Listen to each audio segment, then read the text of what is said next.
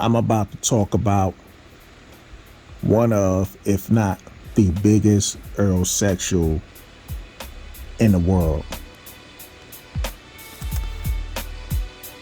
This guy name is Christopher Williams. This is not the first time I talked about him. This is not even the second time I mentioned him. But I'm about to mention a wannabe journalist who sits here and slanders one man in particular, because it seemed like that's the only time he even writes an article is when he's slandering Bud Crawford. Now, to be totally honest with you, if he was the guy that was slandering Earl Spence and that was his only mission, I will make a video going at his ass still, even though I support Terence Crawford over Earl Spence. I will still fucking equal this motherfucker Christopher Williams. This is the same guy leading up to the fight that wrote an article and said Terence Crawford got a weak man to bone. I mean, he just kept writing articles. All his articles is just slandering Bud Crawford. He was 100% sure, like a lot of Spence supporters, that Earl Spence was going to win the fight and knock out Terence Crawford. However, when they didn't get the results they wanted, especially Christopher Williams, he started making up bullshit in his article, still slandering him. And it really makes no sense whatsoever. So this is a guy who never proofreads what he writes. Shit just don't make sense on top of that. You know, I can understand a typo here and there, but when you type the same word repeatedly and the shit doesn't comprehend, then that goes to show that you have more feelings than facts. So I'm gonna go through this article and read, and then I'm just gonna get my commentary on it. So Christopher Williams wrote an article recently, as a matter of fact today, August 4th. He talks about Terence Crawford going to be retiring soon, because he heard Terence Crawford, mention that, but he also mentioned that even before the Spence fight. And he said, Terence Crawford is going to be retiring soon due to his advancing age and doesn't want the sport to send him into retirement. Okay, I mean, that's like a lot of boxers, Some boxers, even like a Floyd Mayweather, want to retire from the sport of boxing instead of allowing the sport of boxing to retire him. Now, he went on to say in his next sentence, sounding bitter and discontented. I thought it was just discontent, but all right. He said, Terence says he feels he hasn't been unappreciated by fans and thinks that only when he retires he will get the props he deserves. Now, tell me if that sentence even sounds right. Terence says he feels he hasn't been unappreciated by fans but will only get props when he retires. Shit makes no sense to me. But let's move on. He said Crawford is completely unaware of why boxing fans haven't given him his props, and the reasons are apparent. How could he be so unaware? This is the question he asked. This sounds like a guy completely in his fucking feelings. Moving on. He said if his promoters didn't tell Crawford why he lacked fan appeal, they failed him.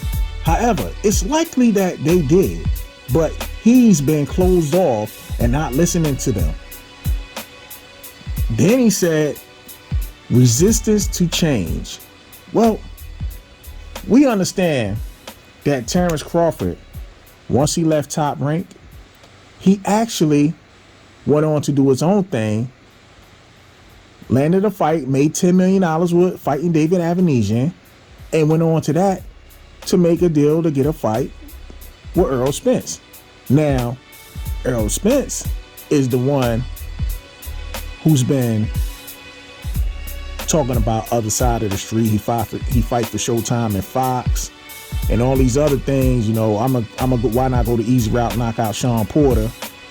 But then he didn't knock out Sean Porter. He ended up winning a split decision fight.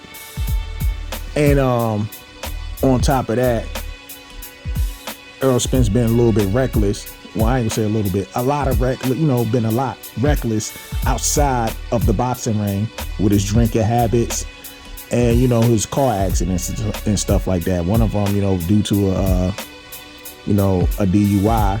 I can't, I don't know about the other two. I'm hoping he wasn't drinking and driving in. But yeah, so according to Errol Spence, he's the one that been getting out of line his whole life. But you let Christopher Williams tell it. He wants to slander Crawford. But then, let's move on. He said reason why Crawford hasn't been appreciated. One, he has bullets up there. So one of them said career-long pedestrian level opposition. Two, he said counterpuncher, lacking attack-oriented style. Three, he said moving too much. Four, he said charisma absent. Five, he said defensive and irritable during interviews. Now, I'm going to run through these bullet points. He said career-long pedestrian level opposition. Okay, so since we know Christopher Williams is an Earl sexual, I would love to see the opposition that he's praising Errol Spence for, because to be totally honest with you, if you want to take away Kell Brook from Terence Crawford, you need to take away Kell Brook from Errol Spence. Kell Brook was coming off a loss to Triple G. He moved back down 2 weight classes, basically coming out of the hospital, broken orbital bone, trying to make weight drain. That's the excuse that they use for Errol Spence. Now that he got his ass whooped, all of a sudden he was weight drained.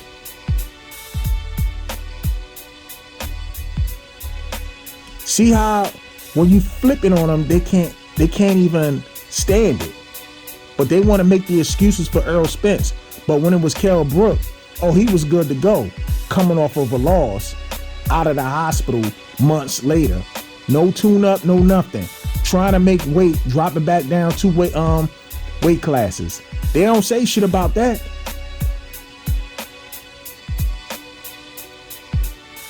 Then he said counterpunching, lacking attack-oriented style. Now, you know what's so crazy? For Christopher Williams, the wannabe journalist who watches boxing, for him to even say some shit like that, what is lacking oriented style and being a counterpuncher got to do with why he hasn't been appreciated? I mean, last time I checked, Floyd Mayweather was a counterpuncher. You know what I'm saying? Floyd Mayweather get praised. And to be totally honest with you, Crawford at 147, if we're going to go, age for age, at this stage of his career, he's been way more an excited fighter. It doesn't matter if he's a counterpuncher. He's been way more of an excited fighter. Now, let's go to 3. He said moving too much. This is where a journalist don't know shit about boxing. Who the fuck wants to stand in front of somebody and be rock'em, sock'em robots with another motherfucker. So you just love Mexican style, right? There are even Mexicans that's not even doing rock'em sock'em robots anymore. But according to Christopher Williams, his dumb ass said Terence Crawford moves too much. Like as if that's not part of boxing. Hit and not get hit. He makes no sense. Next one, he said charisma absent. I'm not even going to dive into this because it just sounds more stupid by the day. And then on top of that, he ended it off with defensive and irritable during interviews. Well, to be totally honest with you, Terence Crawford, ever since he left Top Rank, been doing a lot of interviews. Now, to be totally honest with you, on top of that, why would he do interviews with a lot of people that just slander his name in there anyway, including yourself? So that's basically what it is. You mad because Terence Crawford didn't give you an interview? You mad, right? You mad. Your fat ass is mad, right? Terence Crawford didn't give you that interview. So you want to slander his ass like a lot of other people who does YouTube videos and shit because Terence Crawford doesn't want to acknowledge the bullshit that y'all bring to him.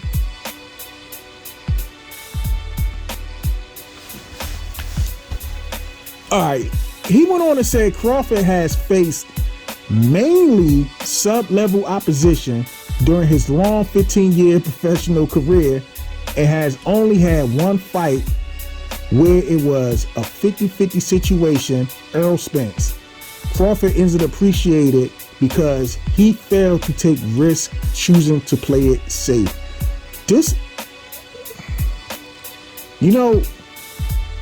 motherfucker is in his feelings.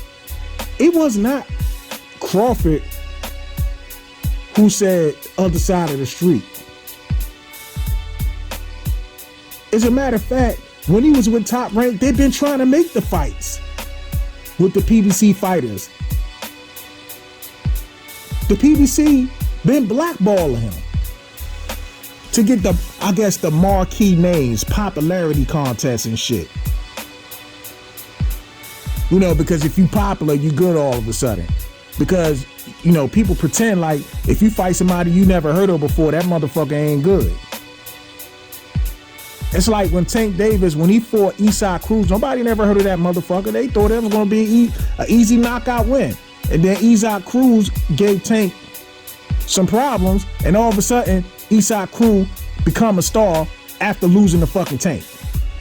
But before then, people thought this dude was a fucking bum. Now Eastside Cruz is a name. Moving along.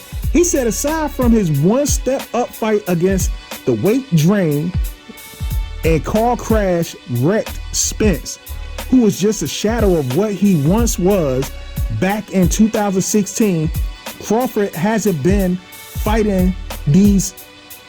Okay, he said Crawford has been fighting these soft oppositions. Soft.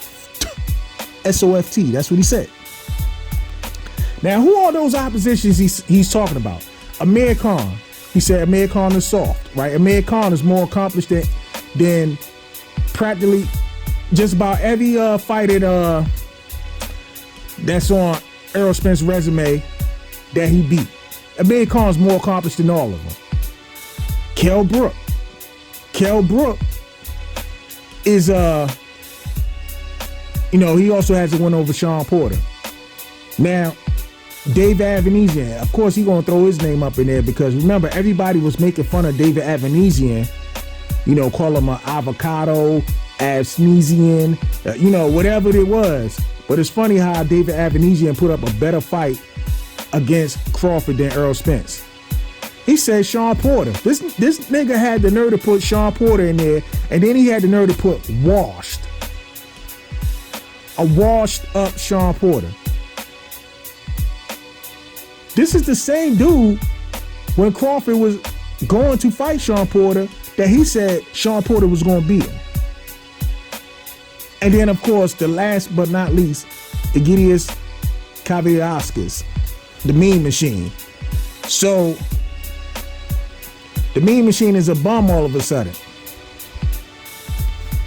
That same Mean Machine put up a better effort than Errol Spence.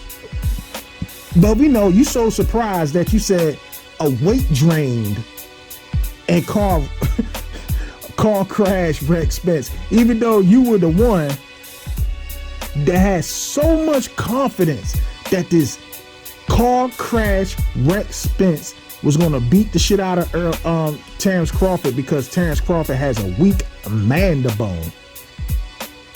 Now you accusing Errol Spence for being weight drained. Who the fuck fault is that? If he was weight drained, whose fault is that? Nobody told Errol Spence to delay this fucking fight for 5 years. And you know what's so funny? The excuses that you putting out here, Errol Spence didn't even make these damn excuses up. So why the fuck are you making up excuses for him? Just like a whole bunch of fucking Errol-sexuals, they sit up here and make up these dumbass excuses for a man who never even made an excuse.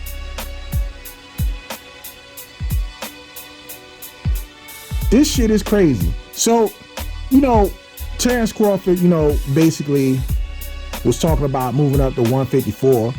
Naturally, that's probably where the rematch is going to happen if Errol Spence really decides to take this rematch. But after that, Terence Crawford did say he wanted to fight Jermell Charlo, right? The crazy thing is that once this fight had got made, all of a sudden, not too long after that, Jermell Charlo is moving up to 168 to fight Canelo Alvarez, for his titles and stuff. And really, that was based on because Jermell Charlo, who Canelo wanted to fight, a guy who's been inactive for fucking 2 years, is not ready to get back in the ring so soon when he got personal issues going on and whatnot. So Jermell Charlo basically is the step up. But let's see what Chris Williams had to say.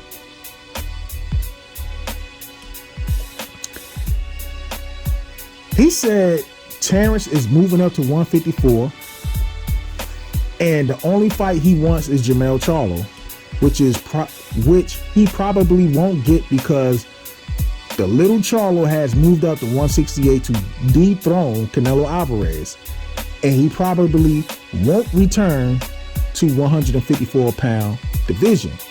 And then he said, wrong time to move up. What do you mean wrong time to move up? Terence Crawford been talking about trying to get a fight with Charlo for how long now?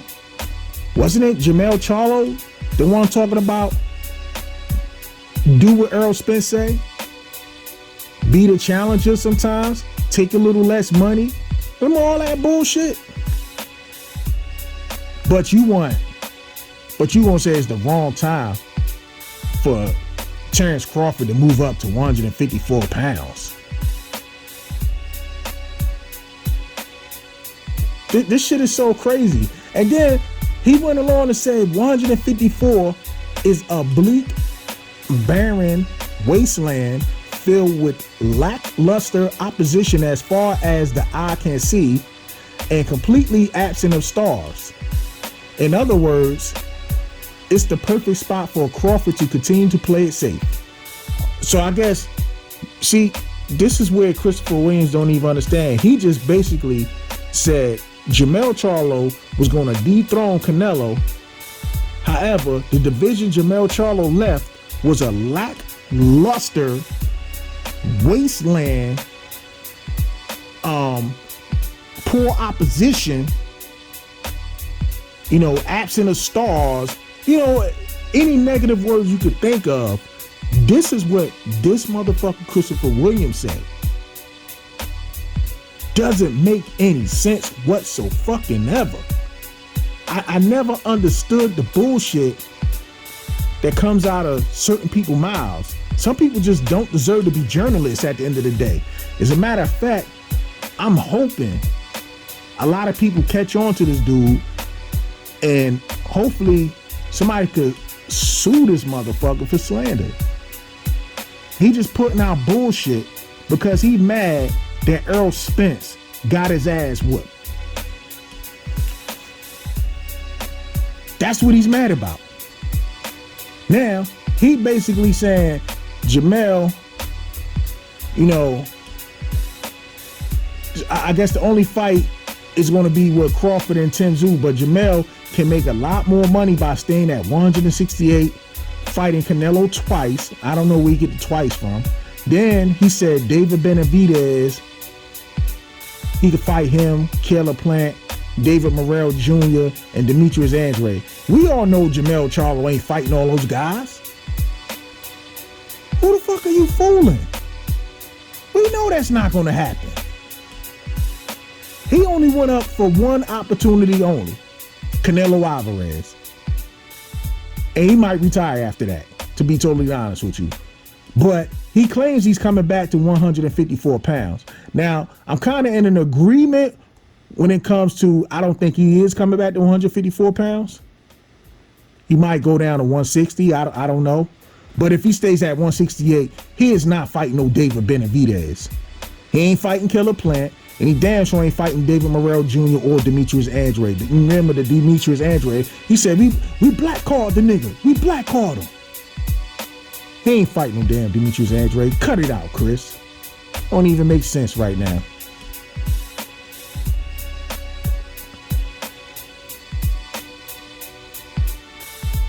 And then he said if Crawford wants to fight Jamel, he's going to have to go up to 168 pounds and come out of his comfort zone for once in his career.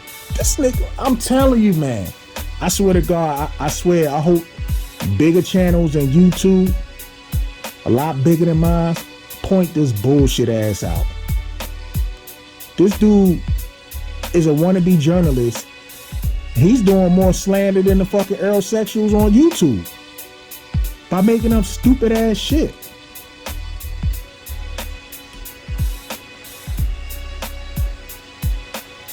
I mean, oh man, this is crazy, man. You know, I'm gonna end the video right here because I got some more for that ass, man. I got some more bullshit that you don't put out. I'm gonna put that shit out. I'm gonna put that shit on blast. And this little fucking dumbass, unintelligent, doesn't know how to fucking comprehend with his sentences and shit, doesn't proofread any fucking thing. Fat ass, overweight Christopher Williams, probably eating some fucking a plate of pasta right now and shit. Sitting up here gaslighting a lot of bullshit. You know what I'm saying? Like this motherfucker's a fucking clown, man. Anyway, this is Bolden Understanding. Rate, comment, and subscribe. And on the internet note, family, peace.